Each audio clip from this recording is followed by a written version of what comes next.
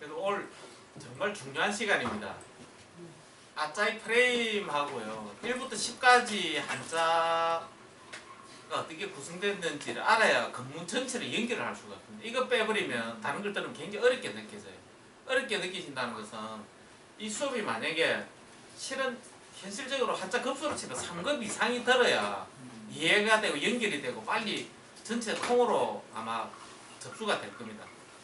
근데 최소한의 한자가 급수가 아니더라도 부수를 다 꿰고 아니더라도 최소한 우리 이 책에서 제가 아자의 구조와 1부터 10까지가 구성 원리가 어떻게 만들어졌는지만 알아도 많은 문자들을 연결을 할 수가 있을 겁니다.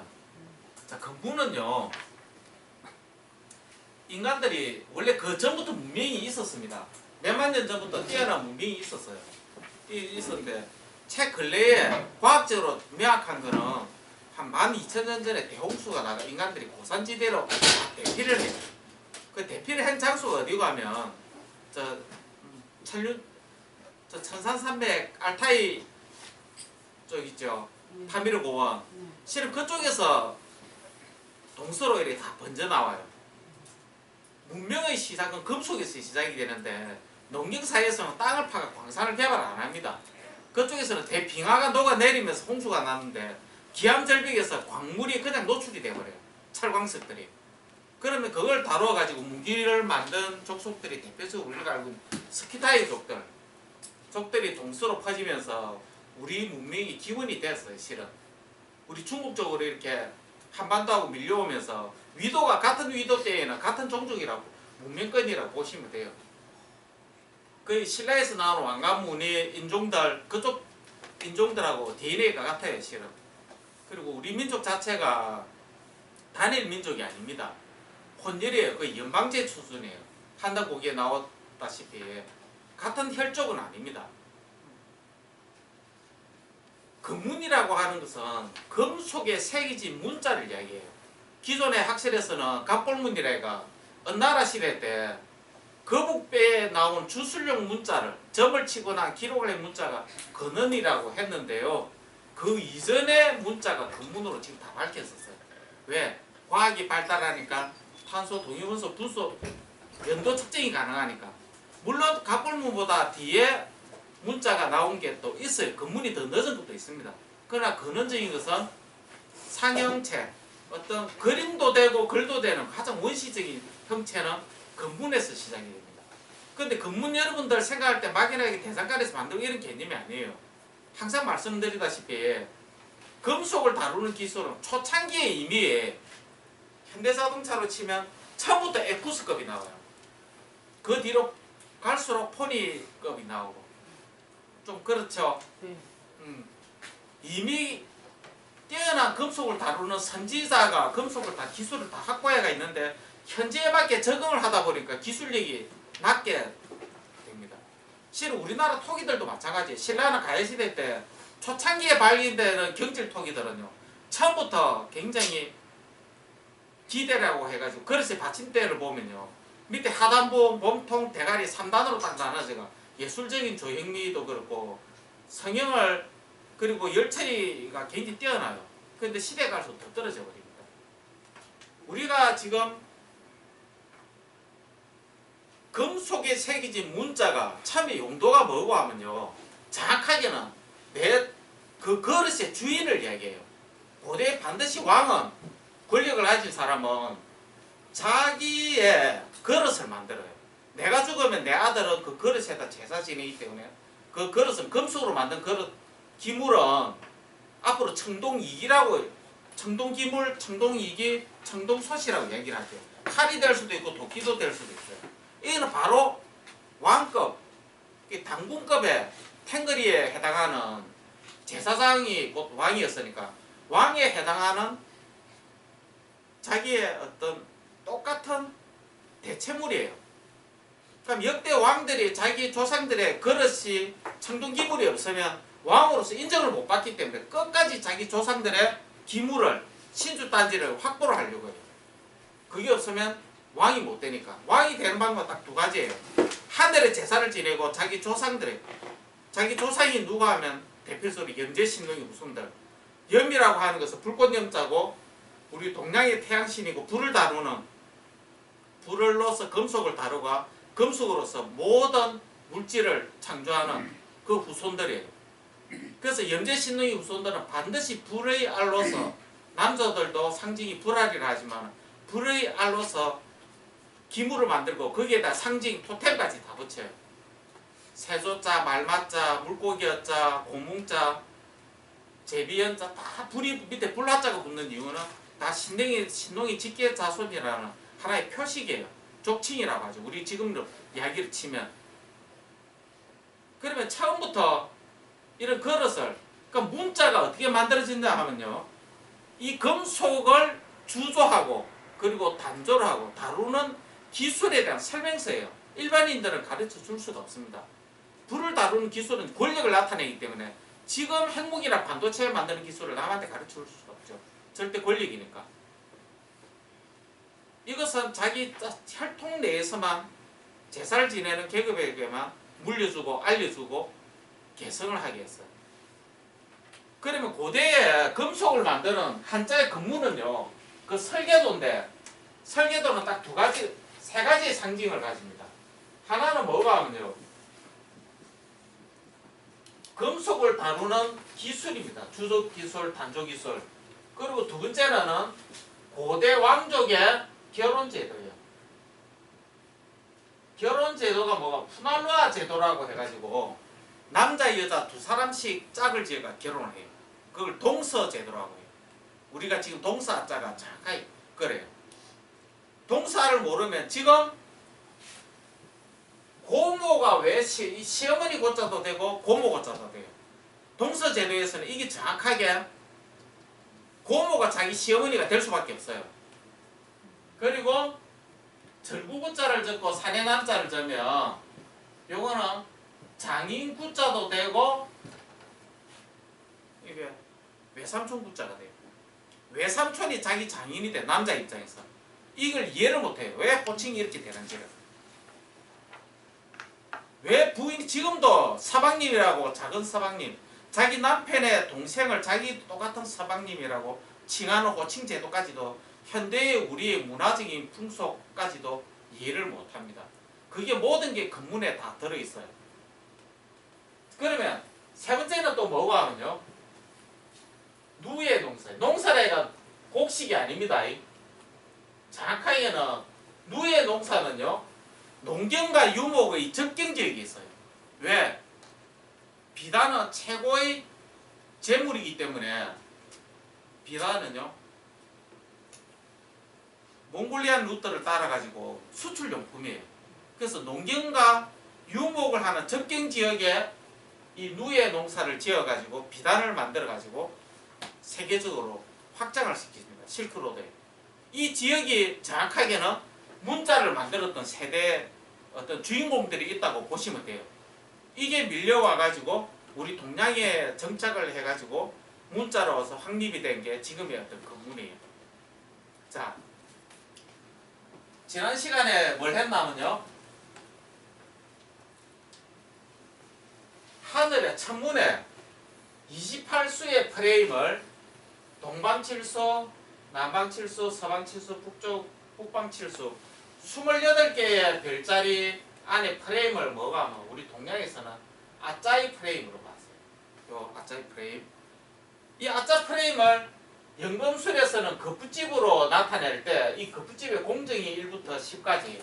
이걸 모르면 천부경이나 주역의 괴를 해석을 못합니다.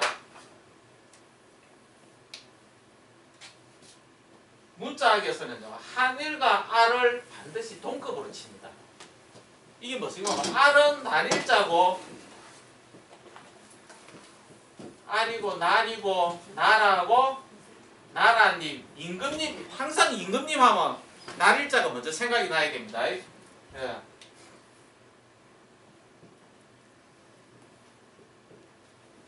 자, 금속을 기물을 만드는데 내가 왕이다. 왕을 상징하는 그릇을 이런 걸 만들고 싶다. 흙으로 먼저 원형을 만들어요. 그 원형이 그게 무슨 글이고 하면요. 정확하게는 백토악이라고 굉장히 점성이 좋고 밀도가 뛰어나요. 요 앙을 실은 정확하게 말하면 똑같은 거 두 개를 만드는데 음양으로 만들어요. 하나는 표면이 깨끗한 거고 하나는 이 그릇에 문양을 넣어요. 도철문이나 자기를 상징하는 문양과 글자를 넣어요. 초기의 청동 기물들은 할아버지 형제, 아버지 형제, 내 형제가 있기 때문에 족보 추적이 다 가능합니다. 자, 이런 앙을 만들었을 때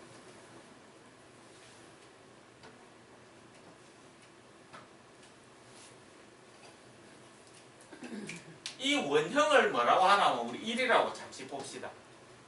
그러면 반죽된 젖은 진흙을 반죽을 해가지고 좌우로 본을 뜨면요, 문양이 반대로 거꾸로 뒤집혀서 이렇게 나타나요. 우리는 이것을 뭐라고 하냐면 나무조각 편이라고, 용어는 나무조각 장이라고 해요. 물론 바닥도 우리는 이걸 바닥저라고 합니다. 이거는 계속 나올 거니까 꼭 아시고요. 위에도 이 프레임을 이렇게 급집 4개를 여기 더플라자라고 해요. 더플라자의 뿌리는 선역선입니다. 자, 요 상태가 문양이 뒤집혔을 때 아까 앙을 깨끗한 걸 바꿔 끼워 넣습니다. 이렇게 묘는 성형을 할 때고요. 샘물을 부을 때는 이걸 바꿔 끼워 넣습니다. 자, 이게 무슨 뜻이고 하면요, 샘물을 부을 때는 이 표면이 없는 걸, 깨끗한 걸, 안쪽은 깨끗한 걸, 이 빈 공간에 샘물을 부으면 샘물의 바깥쪽에는 문양이나 조각이 나타나고 안쪽은 깨끗하게 나타나요. 그러면 그 붓집을 깨어버리면 안에 기물이 나타나겠죠. 이 공정을 먼저 이해를 꼭 하시기 바랍니다. 자, 하나의 원형에 의해서 좌우가 똑같은 게 절반씩, 반쪽씩 딱 분할이 돼요. 1에서 3으로 확장되는 거예요. 하나에서 위아래가 만들어지는 글자가 뭐가 하면요, 전형적인 요 글자입니다. 요 글이. 그래서 이 글자를 급붙이 프레임에 잡았을 때는 뭐가 하면요, 이게 바로잡을 광자고 미칠 광자 그리고 굽을 왕자, 왕광이 프레임이 뭐가 하면요, 이 급집을 잡는 과정의 문자입니다. 이게 임금왕자가 아닙니다. 요게 여기 무당구라고 했을 때 지금은 예마하고 가시면 나중에 되면 다 전체적인 걸 보면 깰 수가 있습니다. 자, 결국에는 뭐가 하면요, 고대의 결혼제도에서도 한 명의 아이를 낳기 위해서는요, 엄마가 2사람이 돼야 돼요. 큰 엄마, 작은 엄마. 다시 말해가 이모라고 해요. 부인들, 첫째 남편, 둘째 남편, 둘째 부인, 첫째 부인, 둘째 남편, 둘째 부인, 4사람의 부모에 의해 가지고 하나의 그릇이 완성이 돼, 아이가 만들어져요. 이거는 고대 신라인들도 마찬가지고 삿가섭도 마찬가지입니다. 자매혼까지. 이 푸날라 결혼 제도는 고구려의 형사치수제까지 다 같이 내려가는 맥락이에요. 왕족의 혈통을 보존하기 위해서는 한 사람, 이유는 모릅니다. 왜 1대1로 결혼을 안 하고 2대2로 결혼을 해가지고, 그리고 그 배우자도 바꿀 수가 없어요. 양족과 곰족이 둘이 결혼을 하면요, 절대 태어나자마자 배우자는 이미 정해져요. 그 정해지면서 가지는 게 뭐가 하면 우리가 말하는 이 반쪽짜리 고곡을 말해요. 고곡. 이 2개를 연결하면 하나의 원이 되는데, 이 고곡 하나를 가졌다면서 내가, 이거는 한자에서는 사사사예요. 요런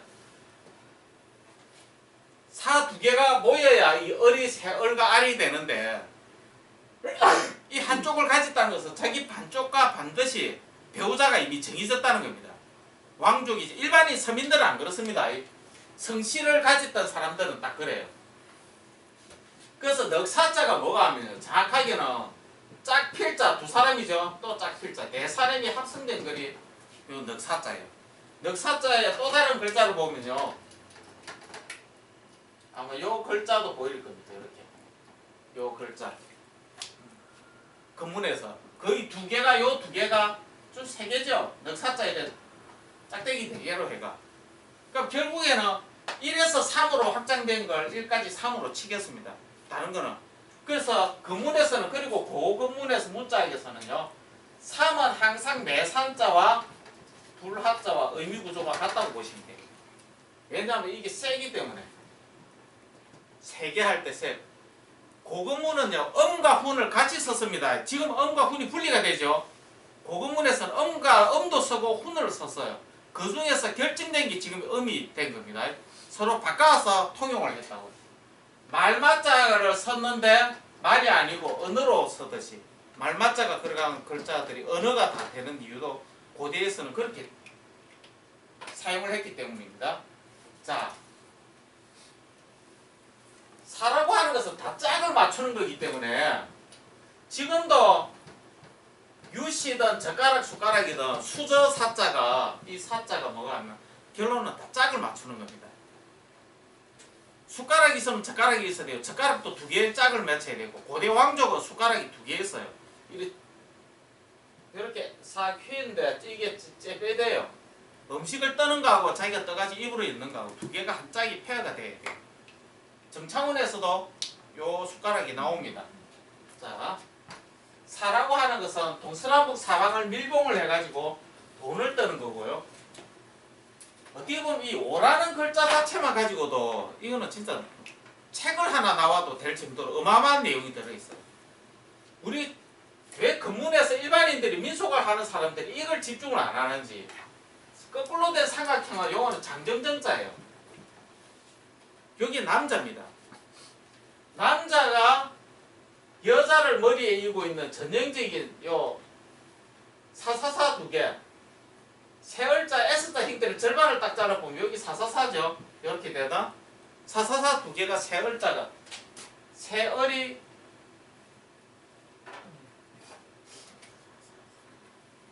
을과 알입니다. 이 을이 아닙니다. 절대로. 음이 어필절, 어발절에가 설문해자에도 음가가 정확하게 이렇게 나옵니다. 을은 요렇고요. 알은 이렇게 내려와서 이렇습니다. 음가가. 을과 알은 서로 반체자가 돼요. 사람인자의 반체자가 비수비가 되듯이 다시 비수비 반체자는 델화자가 돼요. 델화자는 이렇게 통과돼요. 지금 두 개를 구별 안 하고 쓰는데 문자가 지금도 사전에서는 따로 있습니다. 근문의 특징, 근문에서 파생된 모든 문자는 지금도 마찬가지지만 반드시 반체자가 있어요. 반체자와 도체자가 뭐가 뒤집어서 쓴다는 거예요. 글자를. 아들자가 뒤집어지면 여기에 그 선을 돌자가 되듯이 자가 그릇이면 돌자는 그릇에서 쏟아지는 내용물이 돼요. 그래서 이 허를 유자가 다 계열이 그렇게 됩니다. 좌우 대칭을 찾아야 되고 문자를 상하 도체자를 찾아야 돼요. 문자는. 그래야만 고대 부모와 자식 간의 관계가 족보가 연결이 돼요.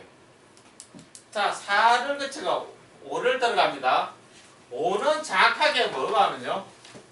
서로 호자예요. 고대의 서로 호자와 다수도 호자는 같은 걸 얘기해요. 음이.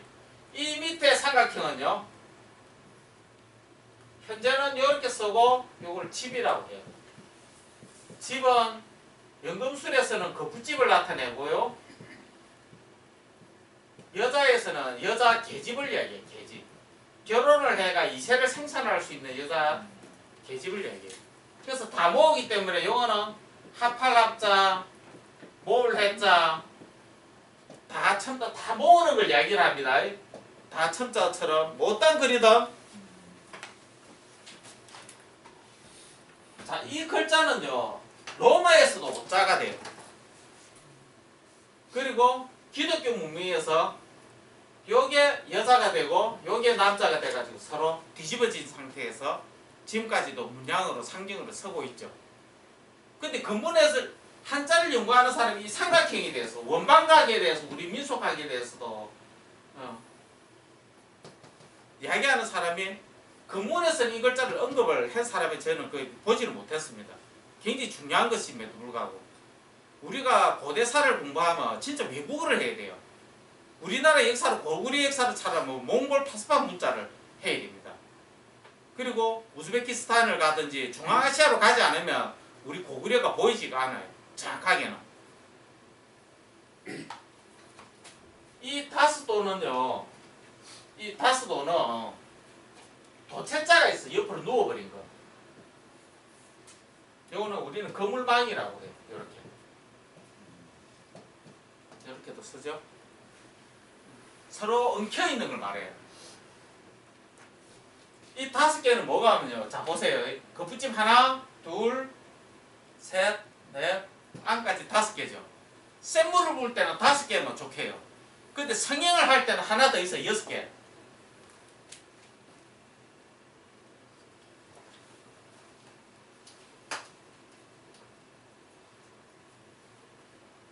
자, 아까 빠뜨린 거 장정정의 글자는 다 뭐가 하면요. 이 제 글자로 가는데 임금제 나중에 이 매울 신자 계열로 가는데요. 그리고 임금제 계열로 가요. 요 글자가 다 들어가서 뭐 어떤 문제로 있든지 다 남자 이야기예요. 자, 지금은 살짝 넘어가겠습니다. 자, 이 거푸집 프레임을 우리는 단순하게 쓰면서 아자를 뭐가 하면요. 요렇게도 쓰고 그리고 요렇게도 써요. 우리는 이걸 아자도 되고 개자라고 해요. 개. 해를 나타내요. 풀초자 붙이면 해바라기 규자가 되죠. 해를 나타내는데 이 해와 기운 아자는 서로 반체자입니다. 뒤집어진 글자예요. 또 하나 글자가 뭐가 하면요. 개자가 나무 목자 2개가 이렇게 된 게 있어요. 2개 같은 거예요. 개자도 되고 나무 목자 2개가 자 보세요. 여기 나무 조각 장이면 여기 나무 조각 편이죠. 나무 조각 2개를 붙이면 당연히 나무 목이 되죠. 계림이라고 했을 때 의미가 굉장히 심오합니다. 계림에서 말이 우니까 닭이 우니까 우물가에 알이 있다. 우물정자. 그 상징하는 단어들이 많은 이야기를 하고 있어요. 문자를 해석을 못하면 그 상징을 풀어내지는 못하죠. 거인의 발자국을 발로 밟았는데 잉태가 되었다. 발자국을 아무도 해석을 못하죠. 발족자가. 단걸차이면서도 성적인 결합을 뜻하는 거지. 왜 고대의 건물에서 발이 굉장히 중요한 이미지로 나타내고 순임금도 부임금도 발의 상형을 머리에다 다이고 있어요. 발족자가 또 다른 아자 프레임이 요런데 요 안에 거만 딱 따가지고 딱 보면요. 이게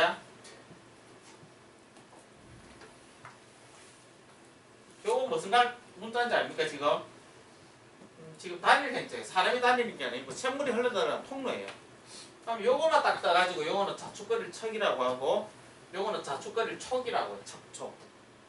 요 2개 위에 걸 따가지고 요걸 뭐라고 하냐면요. 8팔이라고 해요. 8팔자는 팔다 하면 다 나누다는 거예요. 절반으로 나누는 거. 나누는데 또 나누는 거. 양이 적어지는 거. 작을 소자는 계속 나누고 그래서 8팔 2개가 뭐가 하면 나눌 별자가 돼요. 이거는 분리를 나타내요. 왜? 요거와 요 8팔과 요 8팔 2개를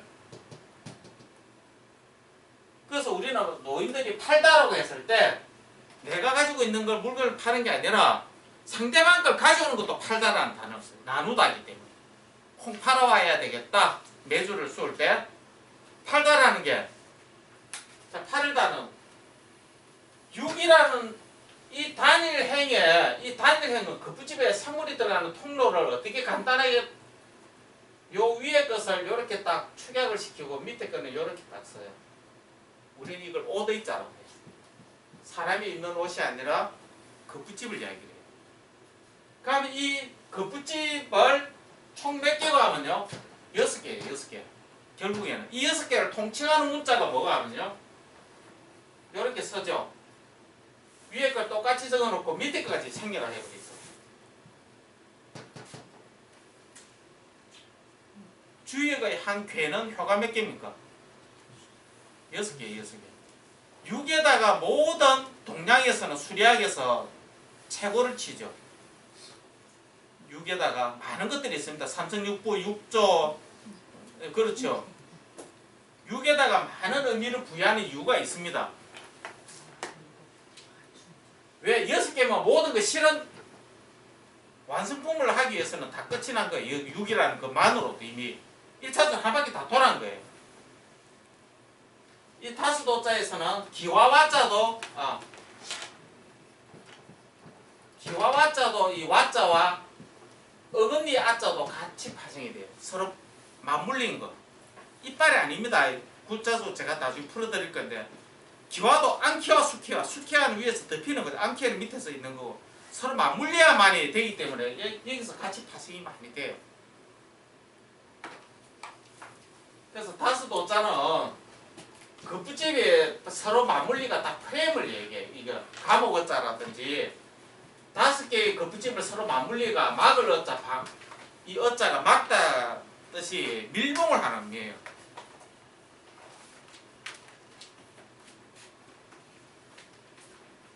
자, 이 7자가 뭘로 보입니까? 예? 그렇죠. 10자예요. 의미 구조는 같아요.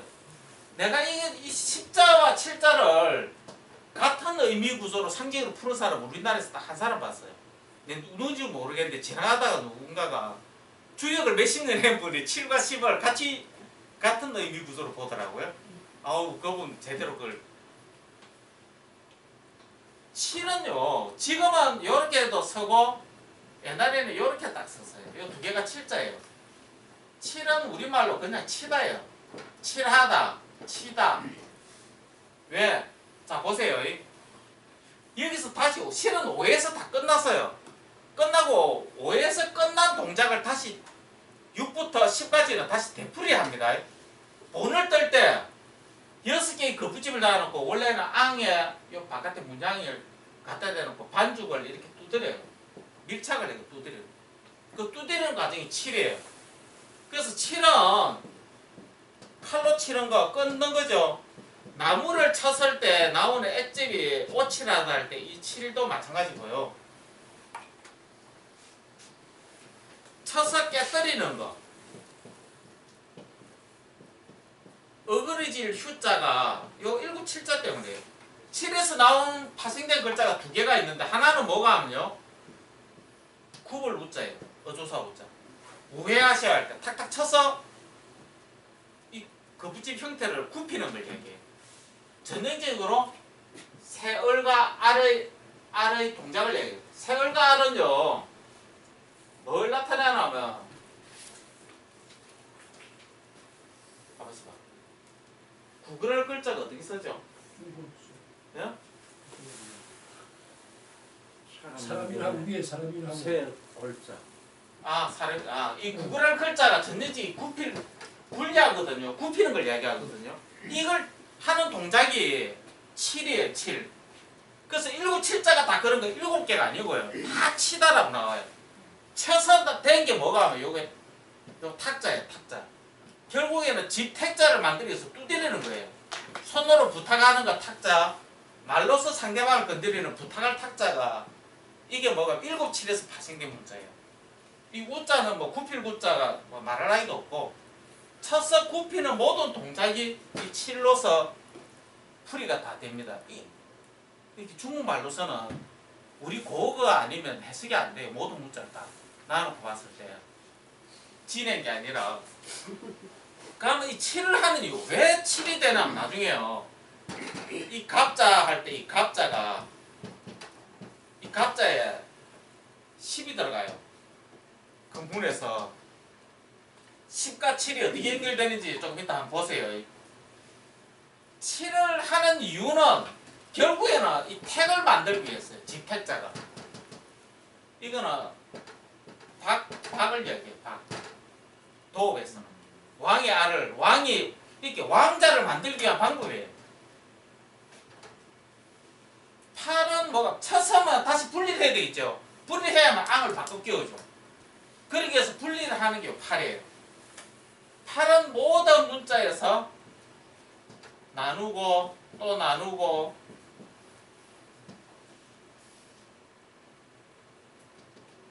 팔은 팔다의 전형적인 의미를 다 관찰합니다. 그래서 팔자를 다른 글자로 할 때 이게 나눌 팔자죠. 나눌 별자죠. 나누는 거죠. 동사로. 한일자 우리 저 계약서 적을 때 한일자는요. 이 두를 얘기해. 두는 콩두가 알이에요. 두는 금속으로 된 그릇을 고대는 알이라고 칭해서 알. 저거 알에서 태어났다 했을 때 사람과 금속 그릇을 똑같이 알이라고 했어요. 여기 하나가 그릇에 도량형에서 그릇에서 하나가 완성이 되는 게 한 일이에요. 살을 한 대를 샀는데 대박이 하나 가득 채우는 게 1이라고 했어요. 이 그릇에. 물론 거푸집에 샘물이 합체된 것도 마찬가지예요. 이 거푸집이 돈대대자거든요. 무슨 대 할 때 이 거푸집 흙으로 만든 프레임을 얘기해요. 그래서 이도 마찬가지예요. 우리가 주살릭자에다가 두이자를 써도 두이자죠. 안에 조개패를 써도 두이자예요. 요거는 그릇을 얘기해요. 소정을 얘기해요. 소체 두 개 가득 채 도량형에서 말이든 대박이든 두 개를 채웠을 때예요. 이 이기라고 하는 것은 결국에는 이거 핵심이 전복자예요. 주살릭자는 예를 들어 물숫자를 눕혀가지고 그릇에 대했을 때 익자죠. 딱 요거예요. 요거. 거푸집에 샘물을 부으면 가득 채운 걸 이기라고 해요. 그러면 거푸집 속에 샘물을 부어가 딱 채우는 걸 이기라고 했을 때 두 개가 딱 채워진 걸 두이자가 되는 거예요. 그게 나중에 주살릭은요 여자의 몸에 세월자 딱 되면 요거는 창과가 돼요.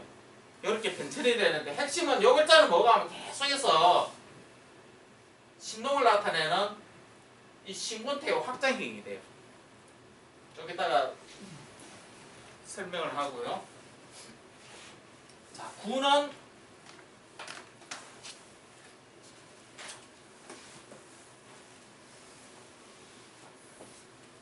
우리가 손을 나타낼 때 사사사는 여기에는 또우자예요. 또우자. 손을 나타내죠. 손을 나타내는 게 뒤집어 버리면 이렇게 돼요. 이렇게. 우리는 이걸 힘력자라고 해요.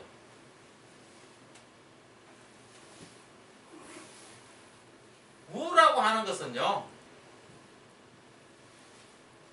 사람인의 오른으로 쓰면 도울우자, 도울자자가 되듯이 이 좌우 자체가 좌우에서 감싸가지고 왼쪽, 오른쪽 두 개를 딱 밀착, 얼급 다시 결합을 하는 구조가 이 구예요. 우와 구는 의미 구조가 같이 가요. 계속해서. 이 구는요. 자, 두 개를 딱 거푸집 두 개를 붙일 때 우리는 이걸 뭐라고 하냐면 짝구라고 해요. 9개가 아니고 구는 항상 의미를 나오면 얼굴 구자가 돼요. 얼굴 구의 핵심은 두 제자예요. 두 개, 네 개가 서로 얽어가지고 조립을 하는 글자입니다. 이거는 두 개를 분리할 때는 원수 구자가 돼요. 짝과 원수. 이 구에는 짝짓기라는 의미까지 있어요. 원수라고 하는 것은 지면자 아홉 구자는 도적 구자까지 가버립니다. 이 원수가 의미 구조가 왜 거푸집을 분리할 때는 서로 떼야 되니까. 이 뗀다는 구조는 자 사람인자, 비수비자, 칼도자는 같은 문자예요. 사람인자, 비수비자, 칼도자는 같은 문자인데 용도에 따라 다를 뿐이에요. 그러면 비수비와 사람인자는 서로 설문에서 또 반체자라고 해요. 뒤집힌 글자라고 해요. 두 개를 붙인 글자가 뭐가 하면요. 이 신자예요. 신은 남녀가 결합하는 거고 거푸집에 샘물이 들어가는 걸 얘기해요. 그럼 이 두 개가 분리되었으면 우리는 이걸 뭐라고 하냐면요. 델화자가 돼요. 이 델화자는 서로가 조합이 돼가지고 꽃화자, 열매가 맺히는 장소, 거푸집을 얘기해요. 그런데 이게 원수가 될 때는 어떻게 되나 하면 이렇게 딱 서버려요. 이렇게. 우리는 이걸 북녘북이라 하죠. 북녘북은 등짓다고 등배자가 돼요.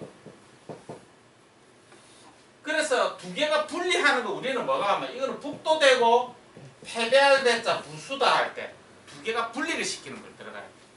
똑같은 글자인데 상황에 따라서 작업 공제에 따라서는 전혀 다른 의미로 변해버립니다. 똑같은 문자가. 거푸집을 붙일 때 하고 거푸집을 분리할 때 하고 아홉 구자가 나오면 무조건 얼굴 구자가 나와요. 얼굴 구자에 계집여자가 붙이면 이거는 당연히 천천히 갈 착자는 이거는 남녀가 결혼하다, 남녀가 합방하다, 성교하다의 의미로 가버려요.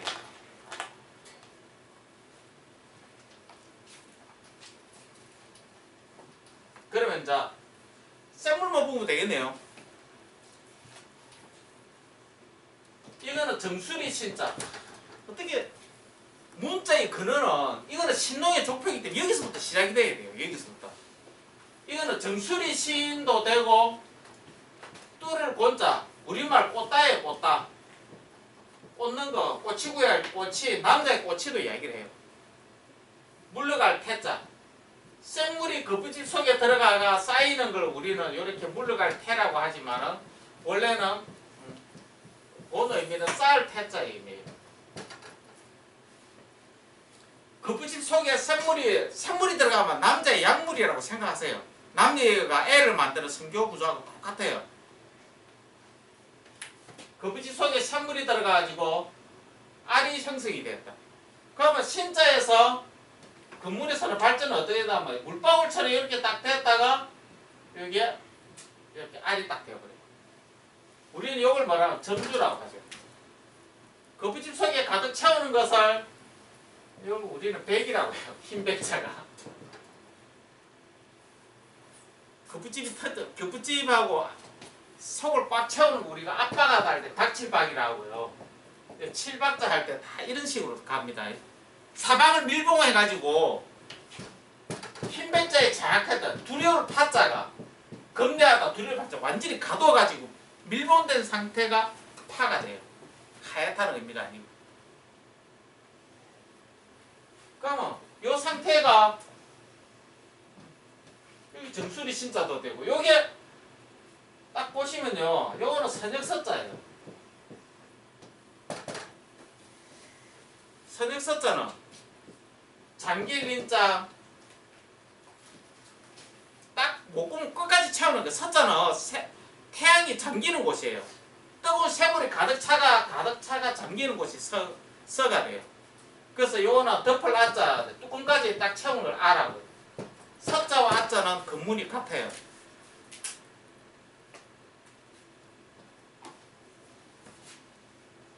자, 씹을 한다는 것은 씹을 해야 열매가 열려요. 열린다고요.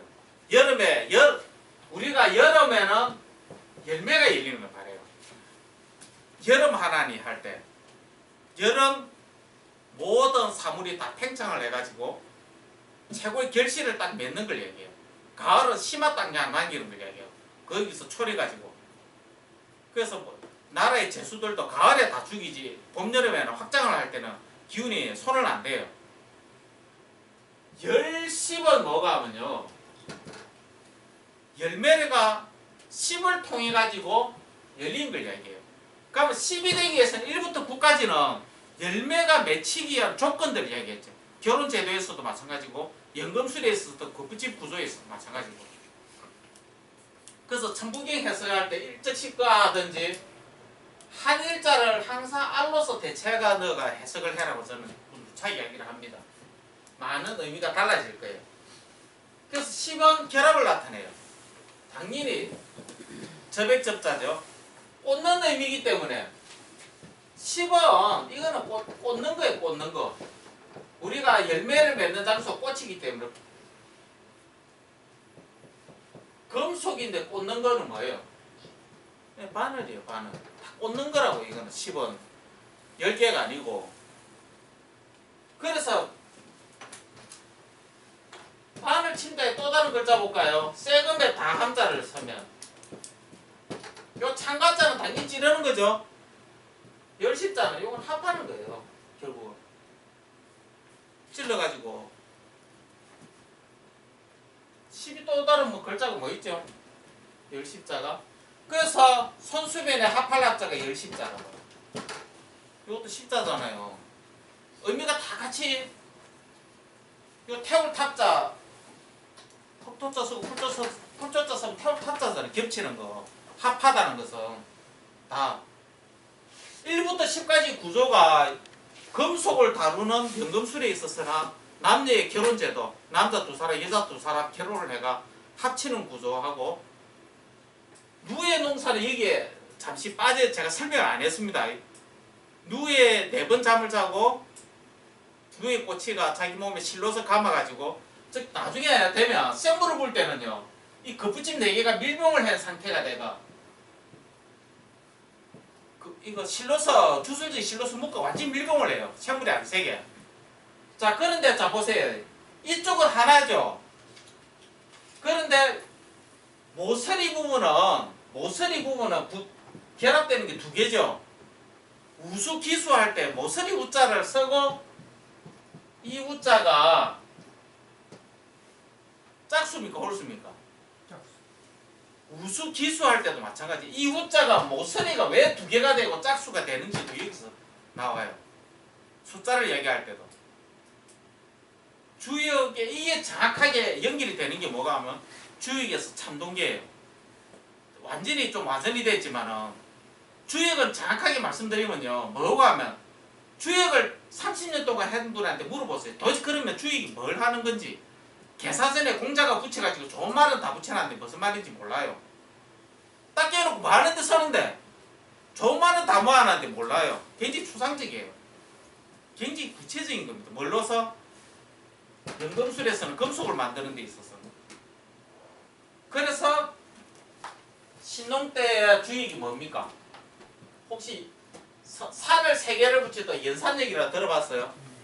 연산역이 뭐가? 이 산은 성문에자 베풀선자예요. 베풀다는 것은 거푸집을 이야기해요. 여자 3명이네요. 여자 3개네. 매산자가.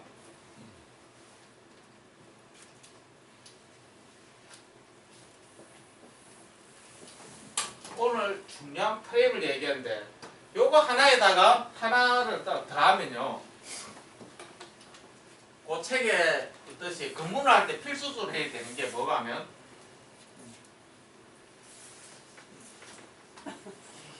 모드마카가 없죠 뒤에.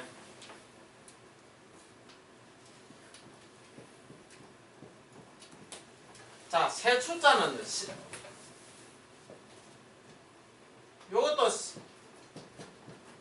신농의 자식이기 때문에 이것도 신자고 이것도 신자고 발을 나타내는 전역석자.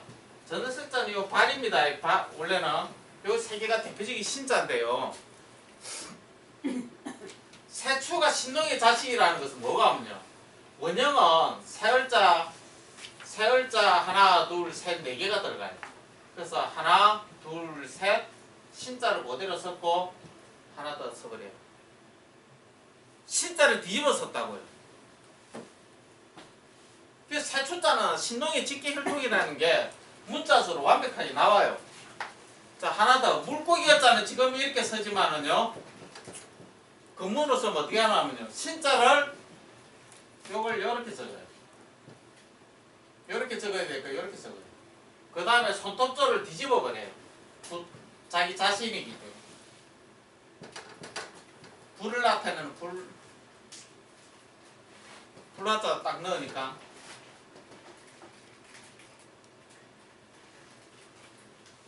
내 조상의 아버지가 몇 대 손인지 모르겠지만 신농의 자식이라는 표시예요.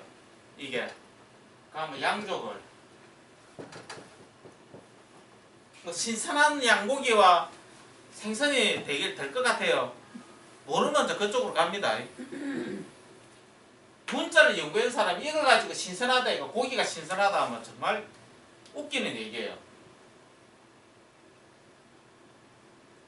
이게 얼마나 겁나는 문자인 줄 압니까? 양인데 염소양인데 한일자와 알은 같은 거죠. 이 뒤집어 보세요.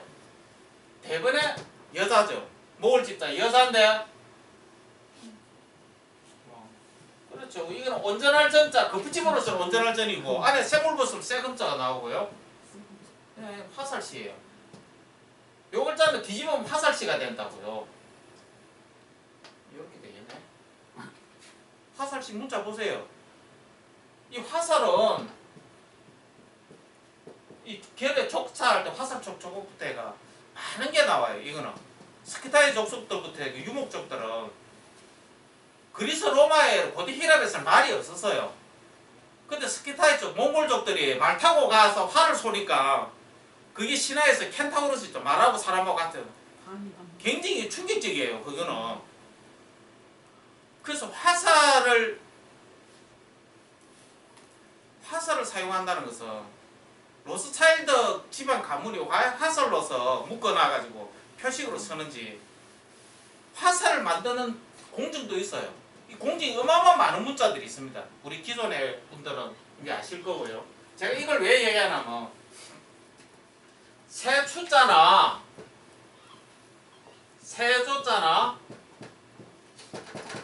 다 음가는 쇠를 얘기해요. 뒤에 분은 안 보이실 것 같은데 잘 보입니다. 이거 혹시 주위에 맞추기고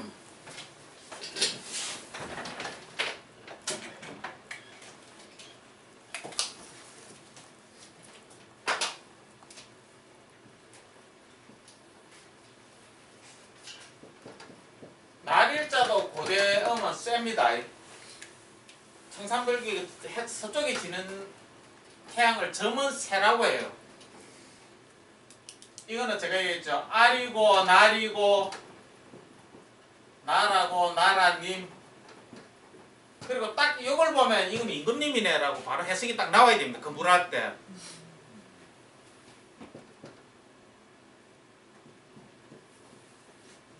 소자도 쇠곡입니다. 쇠입니다. 그래서 이거는 뭐가 하면요.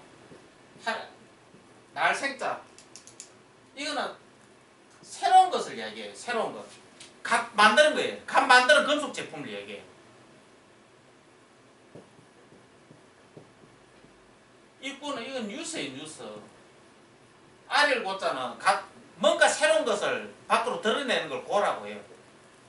새로운 것을 만드는 걸 뭐라 하나 뭐 지을 줬잖아요. 내가. 뭔가 새로운 걸 만드는 걸 이야기하고. 이 소고기가 아닙니다. 새로운 금속 제품이 말물자인데 물자는 뭐가 하면요.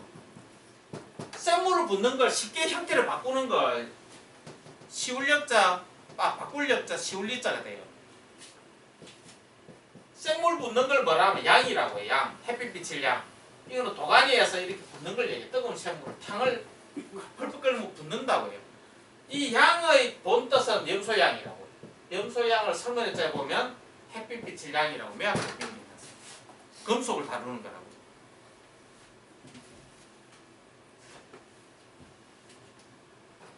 아까 제가 얘기했죠. 세계.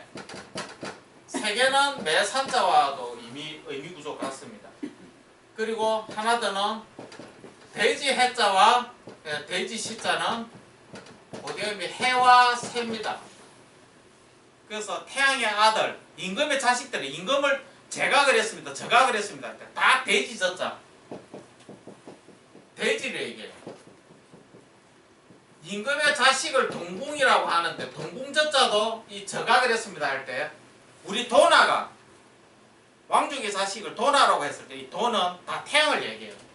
돼지가 먹는 고기가 아닙니다. 이것도 고대의미의 해세고요. 하나, 둘, 셋, 넷, 다섯. 하나가 뭐지?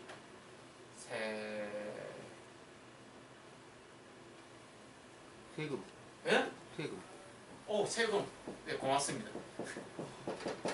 이 쇠, 작가이 말하는 이 쇠 세자죠. 이거 쇠가 한자에서 우리말이죠. 이 쇠입니다.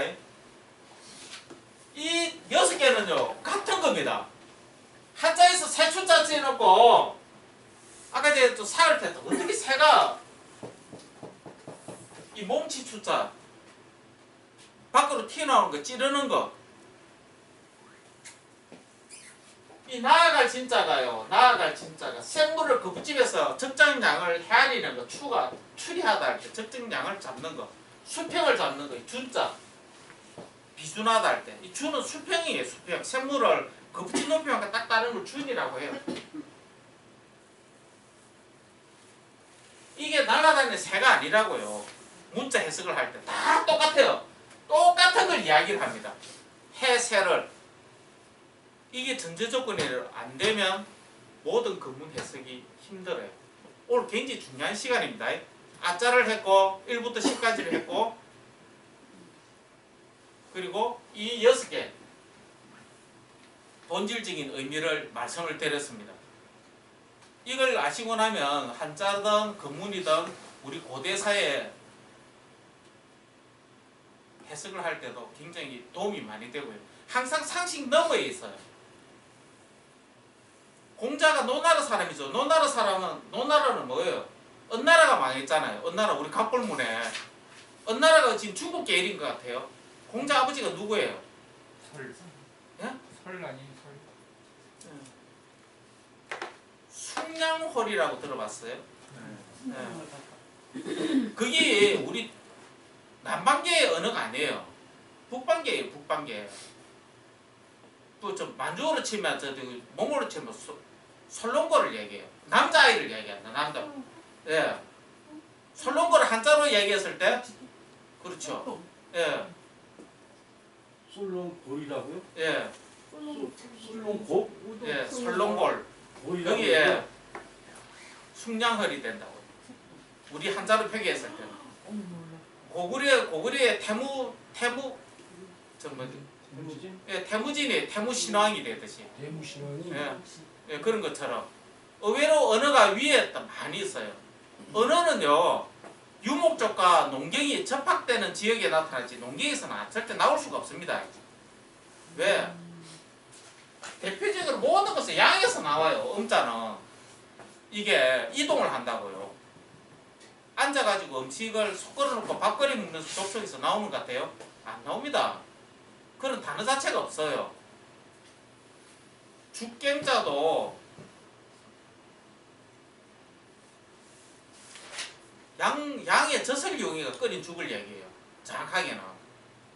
농경에서는 문자가 안 나와요. 진보적이지 않거든요. 문명이 더 이상 진보로 나아갈 수가 없어요. 그 굉장히 계급적으로도 계급 사회가 정착화되는 게 농경 사회예요. 유목족들은 굉장히 화백제도 시스템이에요. 왜냐하면 저거는 땅이 본질이 아니기 때문에 농경 사는 사람들은 땅에서 못 벗어나요. 유목족들은 저 왕이 띨박하면 양 사도록 가뿐다고요. 그래서 왕 노릇을 못해요. 그래서 항상 100% 화백 동의를 거둬야 돼요. 서로가 서로에 대해서. 굉장히 빈수적이죠. 전리품도 100% 나눠야 되고. 야 이걸 옆에 이불에 치러 간다. 가는데 거기서 수학 전쟁의 전리품은 정확하게 나눠요. 안 나누면 다음에 참여 안 해요. 그럼 자기 힘이 약해지니까 공정한 경제 분배 전리품에 대해서도 전형적인 화백제도예요. 이게 농경사회에서는 화백제도가 절대 나올 수가 없습니다. 구조 자체가 바로는 자기 왕이면 평생 왕 밑에서 복속을 하기 때문에 이미 질서가 잡혀져 버려요. 그리고 농경사회는 고정이기 때문에 절대 배를 안 봅니다. 움직이는 배를. 그래서 천문은요 농경이 아니라 유목에서 나옵니다. 정확하게는. 그래서 우리가 지금 앉아있는 이 한반도에서 프레임을 제가 벗어나기 위해서 문자 위의 것을 제가 한 번씩 언급을 합니다. 확장이 돼야만이 많은 걸 바라볼 수가 있으니까. 자, 잠시 쉬겠습니다. 질문 좀 하나 해도 돼요? 그것은 아니고요. 아까 요게 10이었죠. 10이 되려면 반드시 뭐가 하면 요 신자가 신권태와 이 장정정자 요 상태에서 이렇게 돼요. 우리는 요것을 뭐라 하냐면 요걸 재라고 해요. 재. 요 상태를. 그래서 그 집안에 있는 이 헛토자 하나 옆에다 더 그래. 하나 옆에다 더 그래. 사선에다가 쭉 내려버려. 있을 때자가 그러니까 아, 이렇게 이 존재라고 했을 때 이 재가 뭘 나타내냐면 여기에 재주 재자거든요. 그 부집흙에 샘물이 들어간 상태를 재라고 해요. 이 재를. 그래서 문자에서 요것도 남자의 상징이죠. 우리는 이걸 신이라고 해요. 요 신자도 요 남자 게 있죠. 요 남자가 되기 전에는 뭐가 하면 요거다. 요거 설립자거든요. 설립자인데 발 밑에 뭘 꼈어요? 그렇죠. 요걸 잘 보셔야 된다고. 남자가 근문을 볼 때 여기 막연하게 큰 대자로 설명해요. 여기 요 상태하고요. 남자의 몸이 요 상태하고 틀린다고요. 해석을. 요 상태가 됐다면서 어른이 됐고 결혼을 했다는 의미예요. 이미 이 제가. 그러면 이게 뭐가 하면 반드시 사위로 가면 이게 뭐가 하면 새로운 아들이 돼요. 그걸 우리는 뭐가 하면 친이라고 해요. 친. 아버지와 이거 아버지거든요.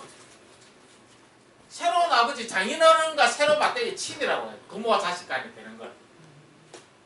그러면 내가 그러면 그 사위는 재상을 거쳐가지고 결국에는 뭐가 되냐면요.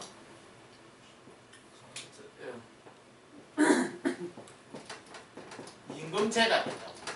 임금은 반드시 사위가 돼야 돼요. 그런데 자기 사위가 임금이 되느냐, 자기 직계아들이 임금이 되느냐가 신농계하고 황제 계열의 권력 싸움이 일어나는 게 하나라가 시작되기 이전에 10명의 왕 사이의 관계, 요순우익계 그 관계, 저는 고향부터 해가 철저하게 엄청난 피부림 나는 혈족간의 전쟁이 일어나요. 권력을 여자가 쥐고 있기 때문에 쇠를 다루는 그게 실은 고조선이에요. 문자적으로는. 왜? 뭐 다른 그 이전에도 혈통적으로 고조선이 있었겠죠. 문자적으로 잘 뒤로 조와 선의 문자가 거기서 나오기 때문에 문자적으로는 거기를 놔놓고 봅니다. 뭐 그 이전에 있었다 하더라도 문자적으로는 증명을 할 수 없지만은 그래서 지금 요 책을 숫자를 꼭 읽고 오시고요. 여기서 설명한 요거 장정전과 모을집자의 모을집자 술탕이 나올 겁니다.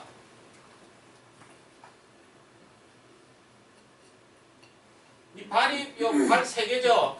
거꾸로 서면 이렇게 되겠죠. 이거는요. 발이 어떻게 나와? 외산자와 발족자 의미 구조를 같이 가는 걸 알아야 돼요. 아무도 이걸 옆으로 눕혀버리면 언덕부가 되는 구조도 정확하게 아셔야 돼요. 이걸 왜 이게 되는지, 왜 중시책에 발가락 3개가 아님에도 불구하고 왜 고대의 근본을 서는 사람들이 새든 사람이든 발가락을 3개를 자꾸 표시를 하는가. 금속을 다룰 정도인데 왜 무식하게 그림을 못 그려서 아니에요. 그 상징적인 새라는 것의 의미 구조가 요거에 있기 때문에 쫄깃하게 3개를 한다. 자, 수업 마치겠습니다. 감사합니다.